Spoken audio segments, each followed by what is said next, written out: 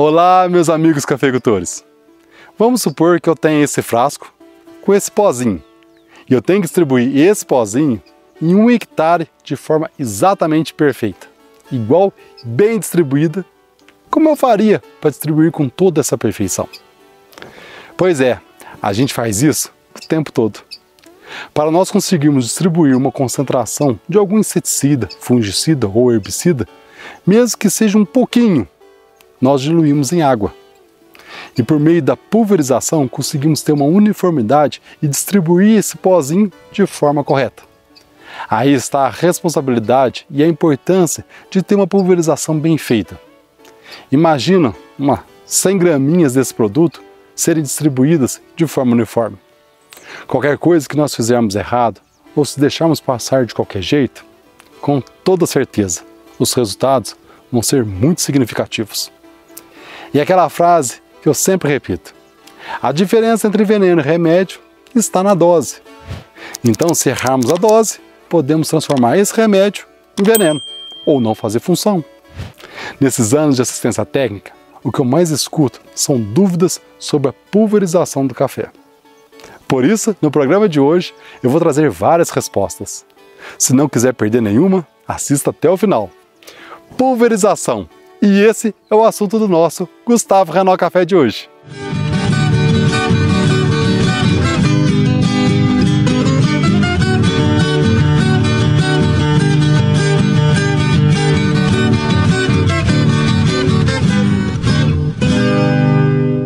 A primeira pergunta do programa de hoje, vocês que vão me responder.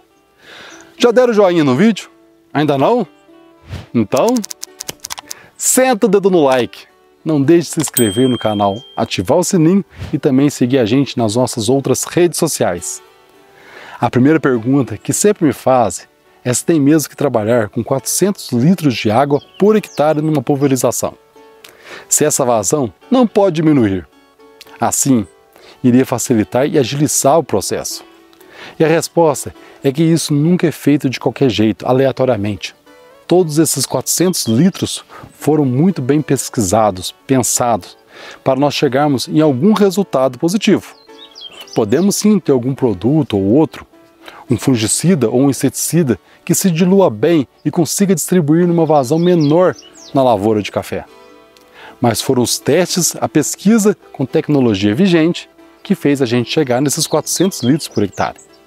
Aí você pode vir e perguntar: e o drone que trabalha aí com 15, 20, 30 litros por hectare? Pois é, mas o drone tem uma tecnologia para fazer justamente isso. Se essa tecnologia for adaptada para o pulverizador tratorizado, poderíamos também trabalhar com vazões menores. O princípio nesse caso é você pegar uma gotinha e dividir ela em milhares de microgotas e aí sim conseguir distribuí-la mais uniforme possível. Por isso que numa aplicação mais sensível, como a do drone, por exemplo, que trabalha com pouquíssima vazão, é necessário um clima favorável para que você não tenha baixa eficiência, que pode variar a aplicação dessas microgotas. Agora, para você saber a temperatura e umidade relativa do ar adequada para fazer a sua pulverização, tem um gráfico que facilmente você encontra na internet chamado gráfico ΔT de pulverização. Esse gráfico você vai comparar o eixo X na parte de baixo do gráfico, a temperatura versus o eixo Y, que é a umidade relativa do ar. Você vai ter 3 cores nesse gráfico. Uma cor avermelhada que indicaria que não está adequado para você fazer a pulverização. A cor amarela indica algumas limitações, ou seja, não seria adequado. E o verde seria o melhor momento para você fazer uma pulverização. Quando você vai fazer uma pulverização com o trator, o indicado é o verde. Em alguns casos, o amarelo, mas só em alguns casos. Busque sempre fazer no verde, se for possível. Agora, quando você vai fazer uma pulverização com baixo volume de água, como o drone, tem que ser no campo verde. Por exemplo, se a temperatura estivesse na casa dos 40 graus, e isso nem é novidade. Ano passado a gente teve isso pra caramba, né? Com esse calor, pode-se fazer uma pulverização? Se a umidade relativa do ar estiver em 70%, você poderia fazer essa pulverização e cairia nesse campo verde. Agora, se você está com uma temperatura até agradável, cerca de 25 graus, mas a umidade relativa do ar está em 30%, cairia no campo vermelho. Aí, nem pensar em fazer pulverização. Outra pergunta muito comum é se pode fazer a pulverização à noite. O gráfico ΔT mostra o tanto que é importante ter uma umidade relativa do ar mais alta. E normalmente essa condição está favorável. Em época em que não chove, por exemplo, fazer a pulverização à noite é uma boa opção. Mas um detalhe importante: não é à noite após escurecer, e sim o começo do amanhecer. Para você ter uma eficiência bacana, é necessário que você tenha luz. Então, por isso que é interessante você fazer uma pulverização 4, 5 horas da manhã. O produto vai estar na planta e na hora que amanhecer, ele vai ser melhor absorvido e fazer o efeito. Outro ponto muito interessante, que até alguns agrônomos fazem confusão, é que a pulverização não é absorvida pelos estômatos, que são aqueles poros que a planta tem, invisíveis, que abre e fecha de acordo com a temperatura e umidade do ar. Ela é absorvida pela cera, pela chamada cutícula, que seria a cera de cima e da parte de baixo da folha. A parte de cima tem mais cera, tem uma certa dificuldade de absorção. A parte de baixo da folha tem menos cera, e isso facilita muito a absorção. Então, o produto atravessa o tecido da foliar e não pelos poros, que a gente chama de estômatos. Outra dúvida muito, mas muito comum e que gera confusão, já que cada pessoa fala uma coisa, é qual a ordem de aplicação no tanque de pulverização. Quais produtos eu coloco primeiro e quais eu coloco por último? Pois é, meus amigos. Primeiro a gente coloca a água, depois colocamos que tem mais dificuldade de ser solubilizados.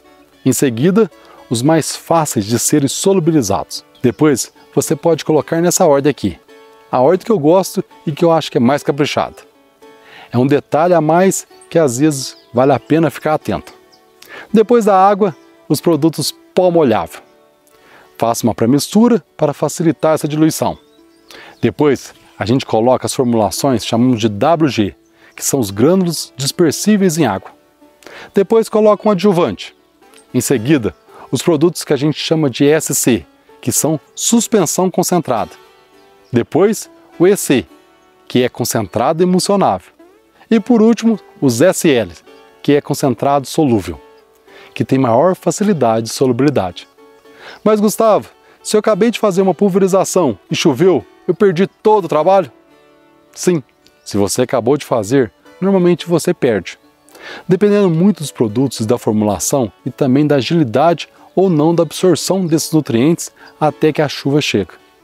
Mas normalmente, essas empresas que investem em tecnologia, que têm produtos de melhor performance, têm uma facilidade em ser absorvido primeiro, dando uma certa garantia. Mas temos produtos aí, às vezes com alguns herbicidas, que facilmente são absorvidos, após 2 horas de aplicação, por exemplo. Pode chover, que não tem problema. Em contrapartida, nós temos aí bioestimulantes que precisam de até 6 horas para ser absorvidos em 100% da sua performance na planta. Normalmente a gente fala muito em 2 horas porque a maioria dos produtos tem uma boa eficiência durante esse tempo. Mas por garantia, eu recomendo 4 horas no mínimo, porque aí dá tempo para que uma boa parte dos bioestimulantes serão absorvidos. E agora, se conseguir ficar 6 horas, sem dúvida, é o melhor cenário. Uma outra preocupação, nem chega a ser dúvida, mas é uma preocupação que todos os agricultores têm. Essa é aquela pulverização, se aquele produto que se está aplicando na lavoura vai fazer mal para a planta, mal para o meio ambiente ou para a nossa saúde. É interessante a gente falar disso. Todos os produtos registrados para a agricultura passam pelo Ministério da Agricultura, Ministério do Meio Ambiente e Ministério da Saúde. Ou seja, esse produto que você tem aí na sua roça passou por vários testes até serem classificados como seguros para você e poder aplicar na sua lavoura.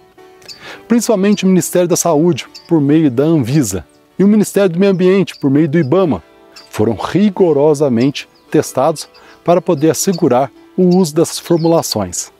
Mas eles são seguros desde que você respeite o que está escrito nas bulas, ou seja, aplicar nas doses corretas, aplicar do jeito correto, respeitar o período de reentrada na lavoura, respeitar a carência, que representa a época que você aplicou o produto até a época de colher o café, usar corretamente o EPI, não aplicar em áreas de preservação permanente ou próximo de cursos d'água.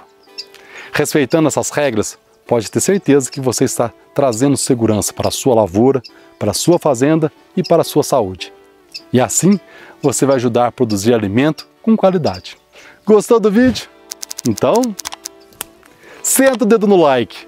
Não esqueça de comentar e se inscrever no canal. Quero muito agradecer o apoio de vocês. O canal é novo, tem 2 meses apenas e já estamos com quase 50 mil inscritos nas nossas redes. E eu quero agradecer a todos vocês que se inscreveram na imersão presencial que vai acontecer no final desse mês. As 50 vagas se esgotaram bem antes do prazo final. E se Deus quiser, lá em 2025 tem uma nova imersão. Então, fica ligado. E eu vou ficar por aqui. Um forte abraço e até sexta-feira que vem com mais Gustavo Renó Café.